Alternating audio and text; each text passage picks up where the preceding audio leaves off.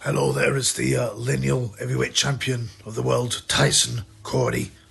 Remember to subscribe and like the Triple B, or I'll come round and inspect your Cordy. Yeah, remember, make sure, man, you subscribe and like the Triple B. Right? Otherwise, the original Corey inspector, Tyson Fury, is going to come around and have a look at your Cordy. Right? So, yeah, just a quick video. Now, obviously, the news has been dominated by the Queen funeral. Hopefully, this kind of news will slow down because, like I remember there was a Labour email, right? It was leaked, and they said when 9/11 happened, they said this is a good time to get bad news out because people won't see it. Same thing with the Queen's funeral. So I wonder what's been, what's happening. What news has been pushed out that no one's watching anyway. This is a boxing channel, y'all. So I got to talk about the boxing. It was quite weird. So Tyson Fury and Paris Fury, yeah, went up to London to Buckingham Palace and paid tribute to the Queen. Yeah, and they laid some flowers. Some quite nice flowers, quite green, at the gates of the palace, yo. And, I don't know how I feel about this. The card, they wrote some card, yeah? Tyson Fury goes, to our Queen, great, may your bed be in heaven. Sorry, someone else. But yeah, he goes, to our Queen, great, may your bed be in heaven. Love from Tyson and Paris. He signed it off with his iconic nickname, the Gypsy King. Everybody know that the new Tyson Fury, post 2050, post comeback, is obsessed with attention and being on Instagram, and I don't know if he's got a Twitter, that kind of thing, social media, yeah. He also made a video about the Queen. So let's check this one out. Hey guys, Queen's funeral today. I've been off social media for the past 10 days mourning in respect for our Queen who's died. Not posted nothing, not been interested in anything else, to be fair. I hope all the funeral goes well. Condolences to the full family, and may she rest in heaven for eternity. In the mighty name of Jesus. Amen. Now, surely, especially if you're red-pilled, man, you might find that video a bit weird, But Tyson was based, right? And I love the way he goes, out of respect for the Queen and mourning, I've been off Instagram for 10 days. Oh, Tyson, man. What a massive heart you got. What a massive heart. I mean, you're almost like Ricky Hatton with how big your heart is getting. It's a shame because I like the old Tyson. The one up until when he beat Klitschko and then got harassed and gang stalked, because he was based, man, and you can still find some of this stuff. I might even post some of it eventually, but he calls out the bankers, he calls out the agenda, the back to business, this kind of thing, and what it'll lead to. Now, obviously, he's Christian. What some people say now, is he still? Has he sold himself? I don't know. He's obviously sold himself to some degree. Whether or not he's still a Christian in his heart, I believe he still is. And he, the Queen resting in heaven. I mean, I can't talk much about specifics here because it's a boxing channel, y'all. But if you're red-pilled and you look into some of the business that's been going on, it's no good. I mean, let alone paying 12 mil to get your nuts son off the hook. Yeah, that ain't her 12 mil. Yeah, that's our 12 mil blood. You get me?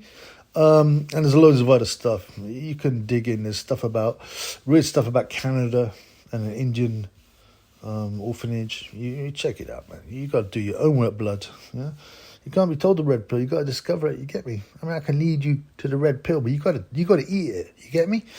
Anyways, so yeah, the other thing I find a bit odd, right? So Tyson is an Irish traveller. He says that a lot, right? Obviously he's brought up in the UK, so he has an affinity to the UK. That's okay. That's no problem. But Irish peeps. I don't know when you looked on Irish Twitter, but there's some stuff going on there. Yeah. I think I'm so afraid of being demonetized or limited monetization. I can't even put these videos up, but there's stuff about, Lizzie, I don't know, being in some box or something. I mean, what I'm saying is it's quite harsh, and anti-royal, yeah? Yeah? Allegedly he's Irish. I say allegedly because, see, John Fury, Gypsy John Fury is his dad, right? So he allegedly came from Galway. Big John Fury on the hard road. and he went from Galway, his place Ireland, right? And he came to Manchester quite young, okay? And he mated with the Gorman family or Burton family, a lady, but an Irish traveller as well. But the Gypsy John's so-called Gypsy roots and Irish roots are very questionable. Yeah. There's some big, the travel community is quite small, and especially in Ireland, it's only got 3.5 million people or whatnot, and they all know each other. Yeah, they'll have some beefs or they relate. They all know each other's business. Yeah, because they're a small community. Yeah, and I know for a fact. Yeah, that none of the big traveller families have ever heard of the Fury family from Galway. None of them. They say, we don't know who this is. He'd still have some relatives in Galway if he's from Galway, wouldn't he? But he hasn't. That's another rabbit hole. But yeah, I'm not going to get... I don't know, man. Fury knows a lot more about PR now, and he knows that's an important part of not being zapped, not being victimized. So maybe he's playing the game. Maybe he's playing in the game. Anyway, I did watch the funeral. I just sort of had it on. I didn't really... it's a bit weird, this huge procession and all these soldiers. I mean, I don't really get emotional about things like that anymore, obviously. But yeah, I went to the pub briefly, and these people have been in the pub. Normies, obviously they're normies. Yeah, and they've been there virtually all day. Because after the actual funeral, there's a big procession down to Windsor, I think it was. Is it Windsor? I don't know, whatever. They had to Windsor Castle anyway, and they had to walk it for hours. Everybody watching it. They're gathered around this huge projector, talking about it. Oh, it's the end of an era. Oh, funny enough it is, but that Queen, the royal family haven't exactly helped that era. They brought it to where we are. So whatever, man. Anyway, yeah, the Triple B he was in the pub, desperately trying to keep his autism in check, not spurge out, yeah, and start shouting, "Nonce!" Prince Andrew appeared, and all trying to red pill normies, into what are wrong and the whole monarchy and stuff is, they don't pay no inheritance tax yet. Yeah, if the Triple B dies, he has to pay 40% inheritance tax, and he's leaving everything to his dog Tyson anyway.